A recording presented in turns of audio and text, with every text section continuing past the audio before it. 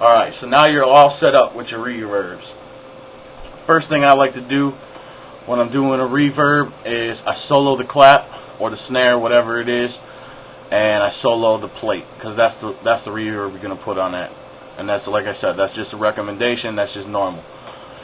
So you solo the clap, and we're going to get to a section where I got clap, and we're going to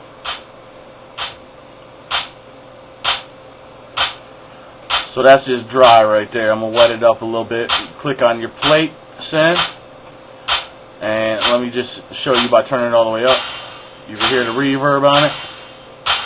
You want to usually, depending on what effects you want to look for.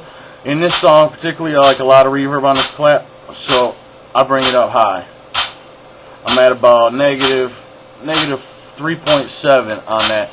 Most of the time, just for a good sound of a reverb, you want to put out of anywhere from -10 to -20 on the decibels on your send meter. That just gives it a little bit of room. This particular song, it needs to be big, so I put a lot more reverb on it. So once you do that, you can go ahead and hit stop. And what I always do is I take my snare or my clap reverb and I copy it to my hi-hat. And I copy it to, well, I don't have any other, I don't have open cymbals or anything like that on this, so I just copy it to my hi-hat. That way, my drums sound like they're in the same area. That's what I want.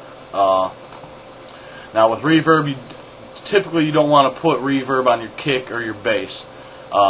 It's just, it tends to boxy it up and gives it like an echo, which you don't want. So I stay away from putting that kind of stuff on a kick and a bass. So now you got that, what you can do is solo your room over here and then pick your first melody instrument. That's what I would do. And in this case, that's the sound. So you go into your room here and you go find a good sound reverb for it. What I like to do with the melody instruments is take and put enough reverb on it to where you can hear it, and then back it off just a little bit, about 1 or 2 decibels. So we're gonna pull it up. That sounds a little big, a little wide. I'm gonna back it down a little bit. -5, like I said, I want this track to have a lot of reverb. And what I do, I take that, I hold Alt, and I copy that room to the next 2 melody instruments. Next, you want to solo your hall, and you're gonna bring in the lead with it. Now this hall, this plugin needs a lot of reverb.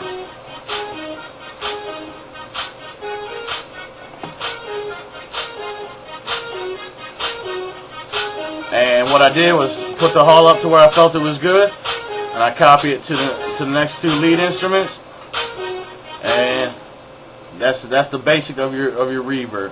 Now what you want to do is take your plate on all the rooms in the halls and just put a little smidgen on it and copy it over, copy it over, copy it over.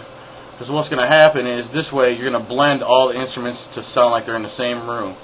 And same with the drums. You want to put a little bit of room on it, copy it all the way across, just by holding Alt and dragging it. And don't do the room on the room because you already set the room. And then on the hall as well, you put a little something on there.